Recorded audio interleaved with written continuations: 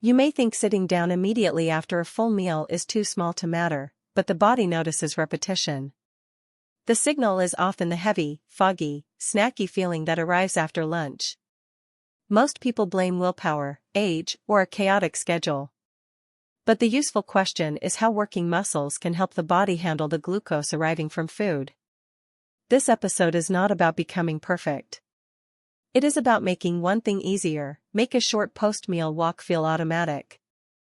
If you are among desk workers, busy parents, and anyone who feels sleepy after meals, the problem is rarely a lack of information. The problem is that the healthy choice is usually poorly placed. So we will map glucose, insulin, muscle, circulation, and sedentary time in plain language. Then we will turn the map into small actions. No miracle claims, no shame, and no complicated routine. Just a pattern you can test in real life. Topics like this travel fast because they match modern routines.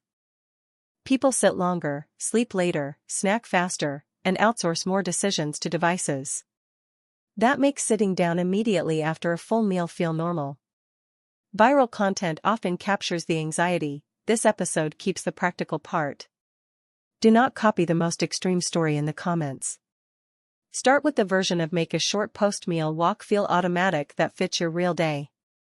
First, a safety boundary. If you have diabetes medication, frequent low blood sugar, chest pain, dizziness, or unstable walking, do not use a video as your only guide. Those are reasons to get professional advice. For ordinary daily habits, start gentle and watch your response. If an action makes symptoms worse, scale it down or stop. A good health habit should make the body easier to live in, not harder. The body map for this episode is glucose, insulin, muscle, circulation, and sedentary time. That matters because working muscles can help the body handle the glucose arriving from food. One day may not tell you much. A repeated pattern tells you a lot more. When the pattern is sitting down immediately after a full meal, the body keeps practicing the same response. The goal is to interrupt that pattern with make a short post-meal walk feel automatic. The first mistake is making the problem too narrow. You may only notice the heavy, foggy, snacky feeling that arrives after lunch. But symptoms often sit on top of several small inputs. Food, light, movement, stress, fluid, and timing can all change the result. That is why the goal is not to turn every meal into a fitness test. The goal is to find a repeatable lever. The second mistake is waiting until the body complains loudly. By then, the pattern has already repeated many times. A huge rescue plan feels motivating for one day. A small prevention plan works better for a normal week. That is why the first lever is simple: walk within the first half hour after eating. Lower the friction first, then improve the details. The third mistake is confusing tools with results. Apps, bottles, powders, watches, and reminders can be useful. But they do not replace the behavior itself. If a tool makes you anxious, it may move you away from the goal. Use data as a clue, not a verdict. The body responds to repeated care, not constant self-judgment. Step 1. Walk within the first half hour after eating. Make the first version almost too easy. The point is not to impress anyone. The point is to give the body a new signal. A small signal repeated daily can beat an intense plan that disappears. Once this step is attached to your day, make a short post-meal walk feel automatic has a place to live. The secret is placement.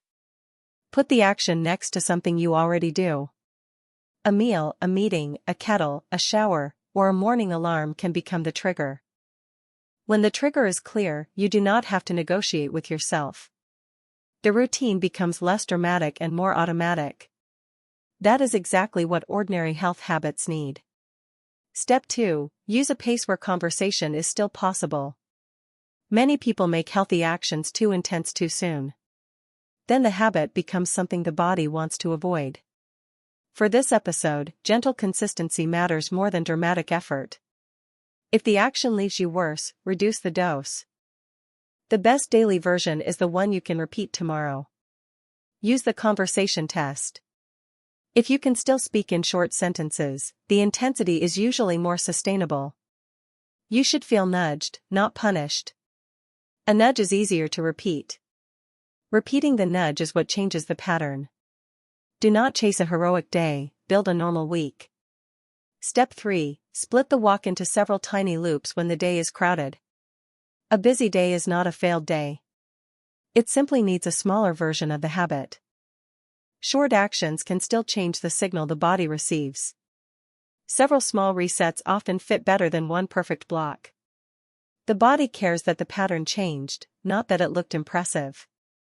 This is where people often underestimate tiny routines. 2 minutes can interrupt a long sedentary stretch. 3 minutes can separate a meal from a couch habit. One slow breath can mark the end of work mode. Small does not mean meaningless. Small means it has a chance to survive real life. Step 4. Build an indoor version for bad weather. Your environment will not always cooperate.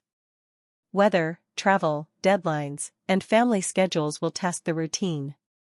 Prepare the fallback before you need it. The fallback should be simple enough to do on a bad day. A reliable fallback keeps one imperfect day from becoming a lost week. A fallback is not a downgrade. It is the bridge that keeps the habit alive. It can be shorter, quieter, slower, or indoors. It can use what is already around you. The goal is to remove the decision load. When the next step is obvious, consistency gets easier. Step 5. Track energy and cravings for 1 week. Do not only ask whether you completed the habit. Ask how the body responded. Maybe the heavy, foggy, snacky feeling that arrives after lunch becomes a little less intense. Maybe your mood, energy, sleep, or appetite changes first. Look for trends, not one perfect day. A simple 1-week note is enough. Write down the easiest trigger. Write down the hardest moment. Write down one body signal after the habit. That gives you a feedback loop without turning life into homework. The best tracking helps you adjust, not judge. Remember that the body does not live in separate categories. Movement, sleep, stress, food, hydration, and routine overlap. That is why a small lever can have a wide effect. It changes the signal that the body receives every day. For this episode, the lever is make a short post-meal walk feel automatic. Once that lever works, you can add the next one. For desk workers, busy parents, and anyone who feels sleepy after meals, time is usually the bottleneck. When time feels scarce, the easiest option wins. So place the healthy option where the old option used to be. Do not build a habit that requires a perfect schedule. Build a habit that survives an average schedule. That is the standard that matters. There are also a few things not to do. Do not try to turn every meal into a fitness test. Do not ignore warning signs. Do not let one missed day erase the next good choice. The body is looking for direction, not punishment. Make the direction small enough to keep. Try a 7-day version. Day 1 is only observation. Days 2 through 4 focus on this, walk within the first half hour after eating. Days 5 and 6 add this, use a pace where conversation is still possible. Day 7 asks whether track energy and cravings for 1 week showed you anything useful. Keep the piece that fits your real life. Here is the recap.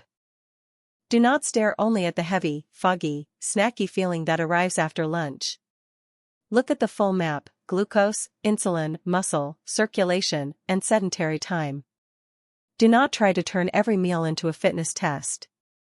Make a short post-meal walk feel automatic, small enough to repeat. A repeatable habit is more powerful than a perfect plan. If this episode described your day, do not redesign your whole life tonight. Choose one smallest step. Attach it to a fixed moment. Watch the body response for 1 week. Health usually changes when the daily load gets a little lighter. In the next episode, we will turn another invisible body signal into a practical routine.